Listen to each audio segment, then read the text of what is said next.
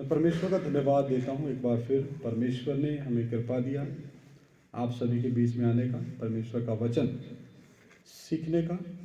कल से हम भी बाहर सेवा में थे। नवा शहर में सेवा शुरुआत हुई है, बंगा में भी। वहाँ की सेवकाई के लिए प्रार्थना करना है और खासकर एक दूसरे के लिए, अपने अगुओं के लिए, एल्डर डीकन्स के लिए, एक एक पुराने विश्वासी के लिए, एक एक नए विश्वासी के लिए, और नई आत्माएं परमेश्वर से मांगने के लिए उपवास और प्रार्थना के साथ जब भी समय मिलता है, ये बहुत ज़रूरी है। सभी मेरी तरफ ध्यान दें, इधर ध्यान दें, इधर। हाँ, आइए उत्पत्ति 3 अध्याय 24 वचन पढ़ेंगे। हम अदन की वाटिका से आदम को निकाला जाना और निष्कलंकता के युग का खत्म होना। निष्कलंकता का युग, इसका अर्थ क्या है? जब तक आदम ने पाप नहीं किया वो निष्कलंक रहा। जब तक आदम ने परमेश्वर का महिमा नहीं खोया, परमेश्वर का स्वरूप और समानता नहीं खोया, जब तक आदम ने वो फल नहीं खाया जिसकी खाने को मना परमेश्वर ने किया था। अब निष्कलंकता का युग खत्म हो चुका है।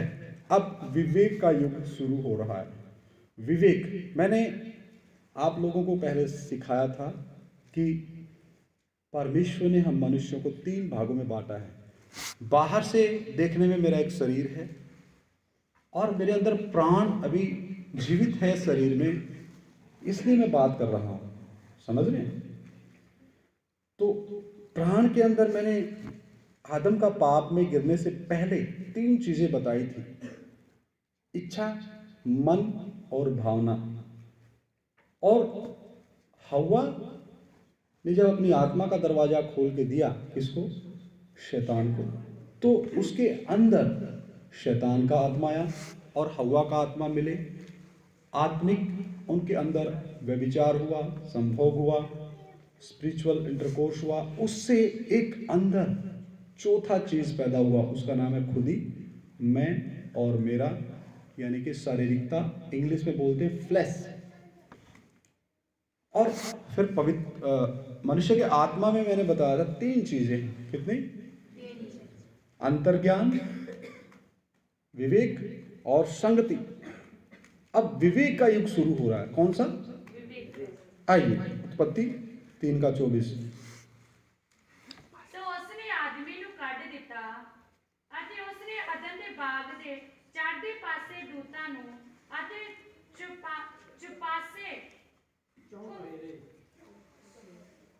ਚੁਪਾਸੇ ਘੁੰਮਣ ਵਾਲੀ ਖੰਡੇ ਦੀ ਲਸ਼ਕਰ ਨੂੰ ਰੱਖਿਆ ਤਾਂ ਜੋ ਉਹ ਜੀਵਨ ਦੇ ਬਿਰਸ਼ ਦੇ ਰਾਹ ਦੀ ਰਾਖੀ करे।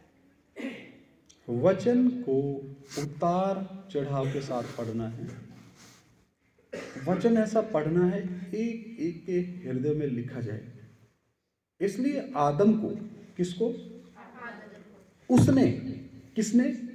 परमेश्वर ने निकाल दिया और जीवन के वृक्ष के मार्ग का पहरा देने के लिए वहां पर 2 वृक्ष थे जो खास थे, भले और बुरे के ज्ञान का वृक्ष और दूसरा जीवन का वृक्ष।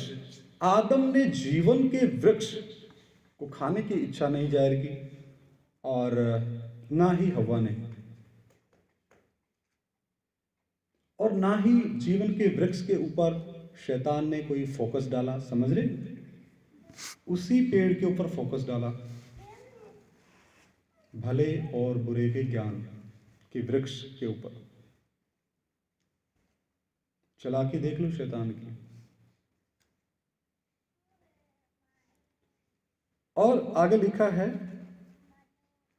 पहरा देने के लिए अदन की वाटिका के पूर्व की ओर करूबों को और चारों ओर घूमने वाली ज्वाला में तलवार को भी नियुक्त कर दिया। और एक जगह पे परमेश्वर का वचन कहता है, जकरिया नबी की किताब में है,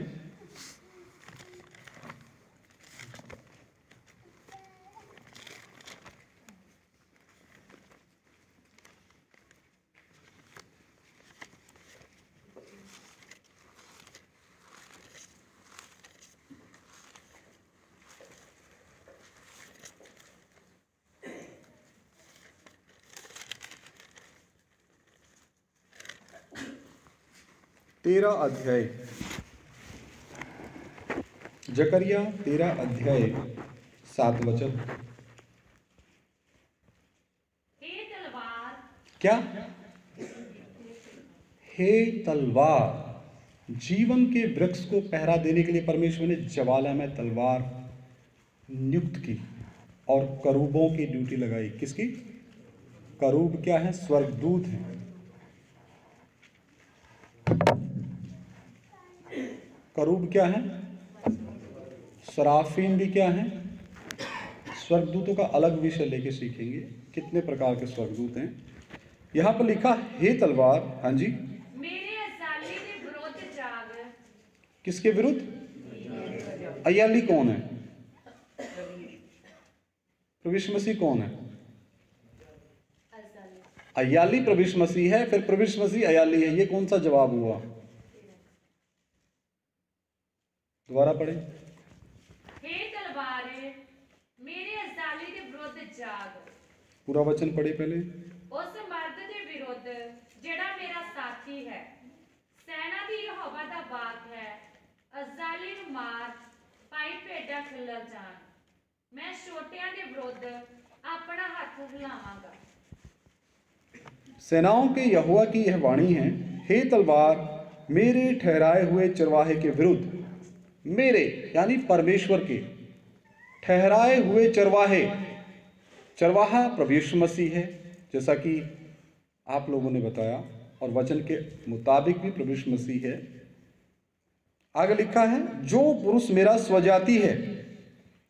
अब यहां पे चरवाहा, पुरुष, मेरा स्वजाति, इनसे आप क्या समझते हैं? क्या समझते हैं इनसे? उसके विरुद्ध चल, तू उस चरवाहे को काट। न्याय की जो तलवार जीवन के वृक्ष का पहरा देने के लिए नियुक्त की,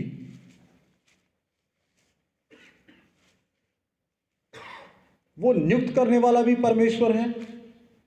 और यूहन्ना रचित सुसमाचार 1 अध्याय 14 वचन में उसी तलवार को नियुक्त करने वाला परमेश्वर जब देहधारी होता है, वचन देहधारी हुआ, तो यहां पे भविष्यवाणियों में लिखा है, हे तलवार, जकरिया नबी के द्वारा परमेश्वर अपने ही विरुद्ध, अपने ही न्याय को शांत करने के लिए अपने दूसरे व्यक्तित्व के बारे में, जब परमेश्वर अपना महिमा छोड़ के, अपना परमेश्वरत्व छोड़ के, स्वर्गदूतों की आराधना छोड़ के जब देह में आएगा, जो उत्पत्ति 3:15 में दिया परमेश्वर ने, स्त्री की संतान आएगी, स्त्री का वंश आएगा। उत्पत्ति 1:26, आओ हम पिता पुत्र पवित्र आत्मा। यहां पर परमेश्वर अपने न्याय की प्यास को भूखो, अपने दूसरे व्यक्तित्व को कुंवारी मरियम के घर में भेजने की जो यशायाह नबी में चिन्ह दे करके, और जकरिया नबी में भी, कि मेरे ठहराए हुए चरवाहे के विरुद्ध, यानी परमेश्वर के दूसरे व्यक्तित्व के विरुद्ध, पिता अनंतकालीन, पुत्र अनंतकालीन, पवित्र आत्मा अनंतकालीन, तीनों मिलके एक परमेश्वर, त्रिएक परमेश्वर, 3 व्यक्तित्व हैं। व्यक्ति कितने हैं? एक। ये मैं पहले समझा चुका हूं। अब मैं किसी का पति हूं, किसी का बेटा हूं, किसी का भाई हूं, किसी का मामा हूं, लेकिन मनुष्य तो मैं एक हूं। वो मेरे व्यक्तित्व हैं, पर्सनैलिटीज हैं। पर्सन एक हूं, व्यक्ति एक हूं, इंसान एक हूं। समझ में आ रहा है? तो यहां पे लिखा है, जो पुरुष मेरा सब जाति है, मतलब मेरी ही जाति है, वो ना तो मुझसे ऊपर ना मुझसे नीचे, हम बराबर हैं। पिता पुत्र पवित्र आत्मा, तीनों क्या हैं? तीनों को परमेश्वर का दर्जा है। तीनों व्यक्तित्व मिलके एक परमेश्वर। हालेलुया। तो परमेश्वर अपने न्याय की जो सजा आदम और हव्वा ने जो पाप किया, और एक के पाप के द्वारा मौत जगत में आई और मृत्यु मनुष्य में फैल गई, क्योंकि सबने पाप किया। रोमियो 3:23 में लिखा है। तो परमेश्वर के न्याय की भूख, प्यास, संतुष्टि परमेश्वर ने खुद देहधारी होके अपने दूसरे व्यक्तित्व के ऊपर लाद दी, क्योंकि और तो कोई था ही नहीं। हालेलुया। तो वचन सीखना कितना जरूरी है। इन्हीं वचनों में बहुत से दूसरे धर्मों के लोग फंसाएंगे। परमेश्वर ने अपने आप को 3 व्यक्तित्व में प्रकट किया, और यहां जो बात हो रही है, परमेश्वर अपने दूसरे व्यक्तित्व की बात कर रहा, पुत्र की, परमेश्वर के मेमने की, इकलौते पुत्र की। अभी वापस उत्पत्ति 3 का 24 हमने पढ़ा है। आज हम कैन के जीवन को देखें। किसके जीवन को? 4था अध्याय, उत्पत्ति 4था अध्याय 1 और 2 वचन पढ़े। तद आदम ने अपनी तीवी हवा नाल संग कीता ਅਤੇ ਉਹ ਗਰਭਵਤੀ ਹੋਈ ਅਤੇ ਕਾਇਨ ਨੂੰ ਜਣੀ, ਤਾਂ ਉਹਨੇ ਆਖਿਆ ਕਿ ਮੈਂ ਇੱਕ ਮਨੁੱਖ ਯਹੋਵਾ ਵੱਲੋਂ ਪ੍ਰਾਪਤ ਕੀਤਾ। ਫਿਰ ਉਹ ਉਸ ਦੇ ਭਰਾ ਹਾਬਲ ਨੂੰ ਜਣੀ, ਔਰ ਹਾਬਲ ਇੱਜੜਾਂ ਦਾ ਪਾਲੀ ਸੀ ਅਤੇ ਕਾਇਨ ਜ਼ਮੀਨ ਦਾ ਹਾਲੀ ਸੀ।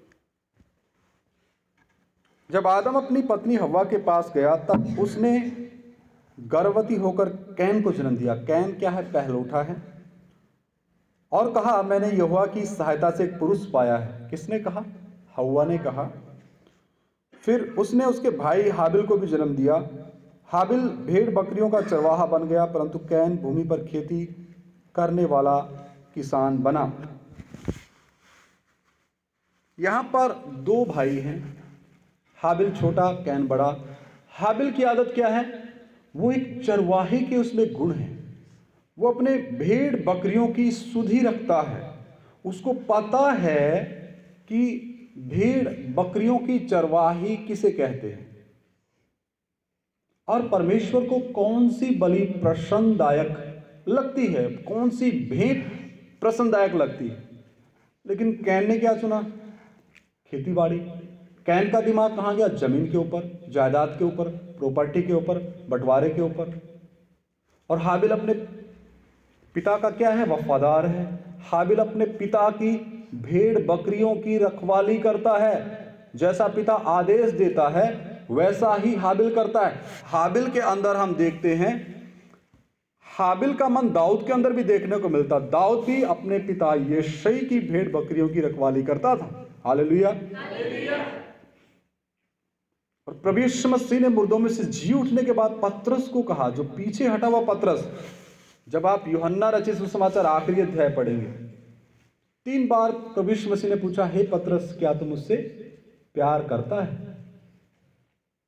पढ़ना आखिरी अध्याय। उसमें तीसरी बार तो पतरस ने बोला, रोके प्रभु, आप तो सब जानते हैं। और वहां पर आपको पढ़ने को मिलेगा कि मेरी भेड़ों को चरा, अगर आप मुझसे सच्चा प्रेम करते हैं तो। हालेलुया। सोना नहीं है प्रार्थना में। ये प्रार्थना की जगह सोने के लिए नहीं है। मैं घुटनों पे बैठवा दूंगा। फिर विनती है मेरी, कृपा करके प्लीज, ये अनंत काल का फैसला है। अपने जीवन को देखिए। सोने के लिए सबके पास अपने अपने घर है। प्रभु भोज देने से पहले प्रभु यीशु मसीह के वचन के बारे में प्रेरित पौलुस बोलता है, खाने के लिए सबके अपने घर घर में क्या है? भोजन है। सोने के लिए बिस्तरे हैं। और जब तुम इकट्ठे होते हो तुम्हारे अंदर फूट होती है। प्रभु भोज के समय बोला प्रेरित पौलुस ने। और जब यहां इकट्ठे हो रहे तो नींद पूरी होती है। ऐसा क्यों? फिर वो सुस्ती की आत्मा सभी में फैलती है। माफी चाहता हूं मैं अगर आपको बुरा लगा, लेकिन प्लीज आप भी उसी परमेश्वर ने बनाए, कृपया करके सुने अच्छे से वचन। तो यहां पर कैन बड़ा है, हाबिल छोटा है। हाबिल की आदत है अपने पिता की भेड़ बकरियों की रखवाली करना, और कैन की क्या आदत है? खेती करना और अपनी कमाई, अपनी खून पसीने की कमाई के ऊपर घमंड करना। क्या है? घमंड करना। मैं मेहनत करता हूं, मैं खेती करता हूं, मेरे पास इतनी फसल है, हाबिल की भेंट कैसे अच्छी हो सकती है? मेरी भेंट अच्छी होगी, प्रभु मेरी भेंट स्वीकार करेगा। अगला पढ़ते हैं। अब पहले हम कैन की भेंट देखते हैं, उत्पत्ति 4:3। ਕੁਝ ਦਿਨਾਂ ਦੇ ਮਗਰੋਂ ਇਉਂ ਹੋਇਆ ਕਿ ਕਣ ਜ਼ਮੀਨ ਦੇ ਫਲ ਤੋਂ ਯਹੋਵਾ ਦੀ ਭੇਟ ਲਈ ਕੁਝ ਲੈ ਆਇਆ। हाँ, कुछ दिनों के पश्चात कैन यहोवा के पास भूमि की उपज में से कुछ भेंट लिया। अब देखिए यहां शब्दों को देखिए। वचन कहता है आकाश टल जाएगा, पृथ्वी टल जाएगी, एक बिंदु नहीं टल सकता। जो लिखा ना वचनों में, कौमा नहीं टल सकता। कुछ ले आया, किस में से? भूमि की उपज में से। और भूमि को तो क्या श्राप मिल गया पहले? हे आदम तेरे कारण ये भूमि क्या है? श्रापित है, तो खून पसीने की रोटी खाया करेगा। श्रापित जमीन से फसल उगा करके, वो भी प्रभु यीशु मसीह की दया से, कृपा से, क्योंकि वचन कहता है भूमि के ऊपर अन्न उपजाने की क्षमता कौन देता है? परमेश्वर ही तो देता है। परमेश्वर ही तो आज्ञा देता है, तभी तो भूमि अन्न उपजाऊ करती है, अन्न उगती है। श्रापित भूमि और पापी मनुष्य थोड़ी मेहनत करके, वो तो खून पसीने की मेहनत तो सभी करेंगे, हम सबको करनी पड़ती है अलग अलग तरीके से, क्योंकि वो श्राप सभी के लिए है। उसमें से कुछ ले आया। क्या ले आया? ध्यान दें, अभी तक दशवांश की विधि, दशवांश का नियम इनको मिला नहीं है। मैं मान सकता हूं दशवांश का नियम ना मिलने के कारण वो कुछ ले आया, लेकिन अगर वो बहुत लाता तो यहां बहुत लिखा जाता ना, या आधी लाता तो आधी लिखा जाता, नहीं लिखा जाता। परमेश्वर का आत्मा भेदभाव नहीं करता। अभी हाबिल की भेंट देखते हैं, उत्पत्ति 4:4। ਹਾਬਲ ਵੀ ਇੱਜੜ ਦੇ ਪਲੋਠਿਆਂ ਔਰ ਉਹਦੀ ਚਰਬੀ ਤੋਂ ਕੁਝ ਲੈ ਆਇਆ ਅਤੇ ਯਹੋਵਾ ਨੇ ਹਾਬਲ ਨੂੰ ਔਰ ਉਹਦੀ ਭੇਟ ਨੂੰ ਪਸੰਦ ਕੀਤਾ। और हाबिल भी अपनी भेड़ बकरियों के कई एक पहलोठे बच्चे भेंट चढ़ाने ले आया। भेड़ के भी कई एक, बकरियों के भी कई एक, कुछ नहीं लाया। और परमेश्वर की प्रसन्नदायक विधि के अनुसार इसने मेमनों की चर्बी को भेंट किया। आगे हम पढ़ेंगे। पर काइन और हाँ, एक मिनट। तब यहोवा, पूरा पढ़ता। और हाबिल भी अपनी भेड़ बकरियों के कई एक पहलोठे, और वहां पर देखते हैं कुछ भूमि की कुछ, और हाबिल का मन कैसा है? कई एक पहलोठे, भेड़ों के भी बकरियों के भी। आप अपनी नेक कमाई में से कुछ भी दे सकते हैं और बहुत भी दे सकते हैं। वचन कहता है जितनों ने कम बटोरा उनका कम नहीं हुआ, और जितनों ने अधिक बटोरा उनका कम हो गया। कीड़े पड़ गए। कहां? मरुभूमि में। परमेश्वर ने क्या आदेश दिया था? क्या आदेश दिया था? कल के लिए इकट्ठा नहीं करना है मन्ना, लेकिन कई थे लालची, क्या पता कल प्रभु ना दे। अविश्वासी, समझ रहे हैं? प्रभु के दास को अमीर करने के इच्छा से दान नहीं देना है। नया नियम में दान का विषय बना करके तैयार रखा है मैंने। मेरे पास्टर विजय सैमुअल से पूछा क्या इसको रिकॉर्ड करके यूट्यूब पे चढ़ा दे। अभी बोला वेट करो। एक विषय प्रभु की सेवा में पैसे की भूमिका, वो भी बन रहा है। पुराने नियम का दान, नए नियम का दान।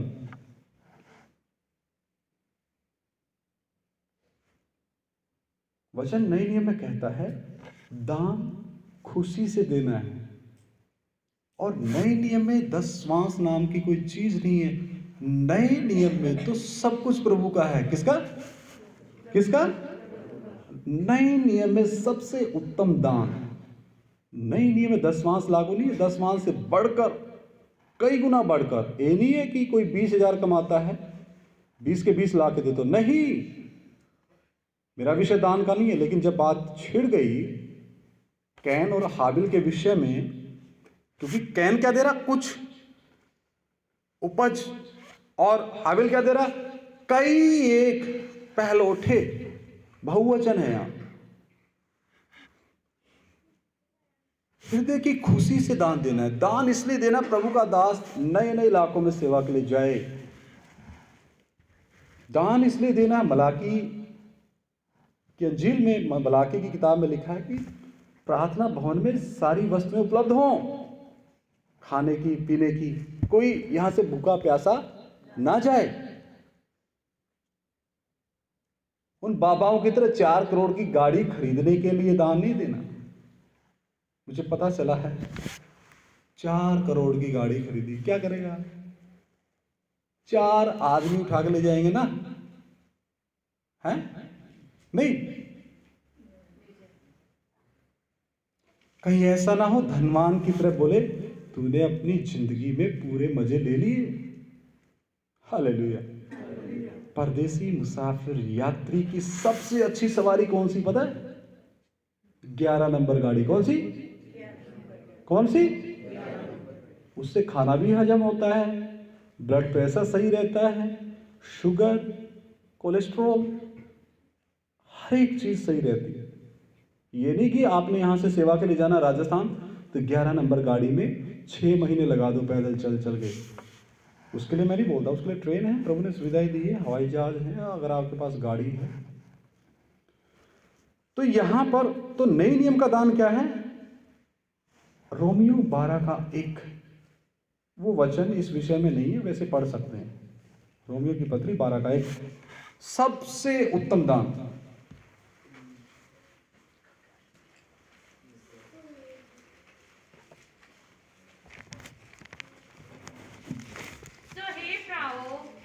मैं परमेश्वर ਦੀਆਂ ਰਹਿਮਤਾਂ ਦੀ ਖਾਤਰ ਤੁਹਾਡੇ ਅੱਗੇ ਬੇਨਤੀ ਕਰਦਾ ਹਾਂ, ਭਾਈ ਤੁਸੀਂ ਆਪਣੀਆਂ ਦਈਆਂ ਨੂੰ ਜਿਉਂਦਾ ਅਤੇ ਪਵਿੱਤਰ ਅਤੇ ਪਰਮੇਸ਼ਰ ਨੂੰ ਮਨ ਭਾਉਂਦਾ ਬਲੀਦਾਨ ਕਰਕੇ ਚੜਾਓ। ਇਹ ਤੁਹਾਡੀ रूहानी बंदगी है। सभी ने सुना? अब हिंदी में सुनो। इसलिए हे भाइयों, अकेले भाई नहीं, बहनों भी, और स्वर्ग में कोई भाई बहन नहीं है, हम सब वहां पे भाई हैं। वहां कोई परी सिस्टम नहीं मिलेगा, वहां पे कि परियां होंगी, वहां पे कुछ नहीं। स्वर्गदूतों के समान होंगे हम सब, जितने आखिरी सांस तक प्रभु यीशु मसीह के वचन प्रार्थना संगति में वचन के अनुसार जीने में समय व्यतीत करेंगे। हालेलुया। इसलिए हे भाइयों, मैं तुमसे परमेश्वर की दया स्मरण दिलाकर विनती करता हूं कि अपने शरीरों को, किनको? बोलो मेरे पीछे, किनको? अपने शरीरों को। किनको? अपने शरीरों को। किनको? अपने शरीरों को। बाइबल उठाने से रोकना है, नोट्स बनाने से उंगलियों को रोकना है। रोक रहे हो? 8 तारीख को चेक कर लूंगा, और नॉमिनल रोल बनवाने जा रहा हूं यहां पे। किसकी नोटबुक आई, किसकी नहीं है, 8 तारीख को मैं खुद चेक करूंगा। बाकी के विषय नहीं, जो ये विषय सिखाए जा रहे हैं।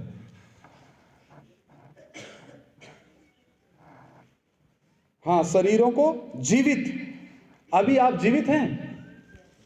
अभी जीवित हैं? अगर जीवित हैं तो फिर देखो 2 जीवन है, शारीरिक जीवन, आत्मिक जीवन। आत्मिक जीवन ना भी हो तो भी इंसान जीवित रहता है। लेकिन पहले हमने सीखा ना, तुम्हें जब तुम अपने अपराधों में मरे हुए थे तो तुम्हें जिलाया, सीखा था ना। तो जो जिलाए गए हैं वो तो काम करेंगे, जो अभी भी मुर्दे पड़े हैं ये वचन उनके लिए नहीं है, क्योंकि उनको जितना मर्जी प्रचार कर लो बोलेंगे जी हम नहीं सुधरने वाले, 18 साल से तो यहाँ प्रभु के दास सेवा कर रहे हैं, अपने शरीर का ढांचा बिगाड़ लिया सेवा कर करके। प्रेरित पौलुस भी कहता था, आगे को कोई मुझे दुख ना दे, मैं प्रभु के दागों को अपनी देह पे लिए फिरता हूं।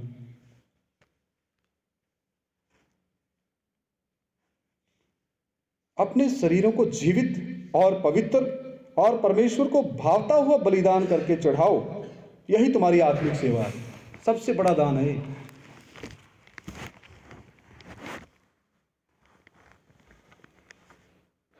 उत्पत्ति 4:5। पर काइन और ओहदी भेंट ਨੂੰ ਪਸੰਦ ਨਾ ਕੀਤਾ, ਸੋ ਕਾइन बहुत क्रोधवान होया और ओहदा मुंह उतर गया। कैन की जो भेंट थी विधि के अनुसार नहीं थी। कैन की भेंट अपनी कमाई के घमंड के द्वारा उत्पन्न हुई थी, और कैन की भेंट में कैन की मन मर्जी थी। क्या थी? मन मर्जी, अपनी कमाई, अपना बल, अपने बल बूते पे कमाई करके परमेश्वर को भेंट चढ़ाकर खुश करने वाले भाई और बहनों, इसीलिए तो परमेश्वर ने इफिसियों की पत्री में दिया ना, विश्वास के द्वारा अनुग्रह ही से तुम बचाए गए हो, ना कर्मों के कारण कि कोई व्यक्ति घमंड करे। किसी को कोई मौका नहीं, किसी को कोई मौका नहीं।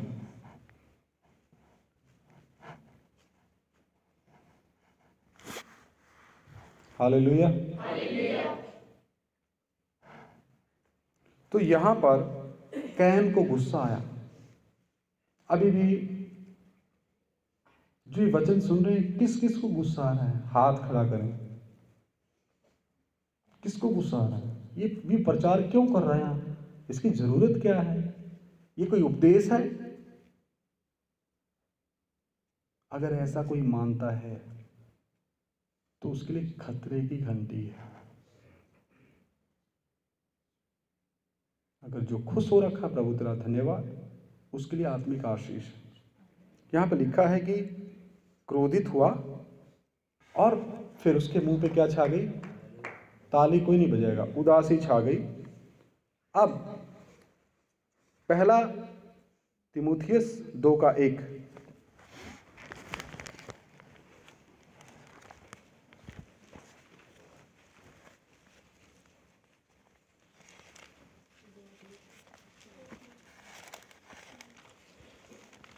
ਸੋ ਮੈਂ ਸਭ ਤੋਂ ਪਹਿਲਾਂ ਇਹ ਤਕੀਦ ਕਰਦਾ ਹਾਂ, ਜੋ ਬੇਨਤੀਆਂ, ਪ੍ਰਾਰਥਨਾਵਾਂ, ਅਰਦਾਸਾਂ ਅਤੇ ਧੰਨਵਾਦ सबना मनुखा ने कीते जान।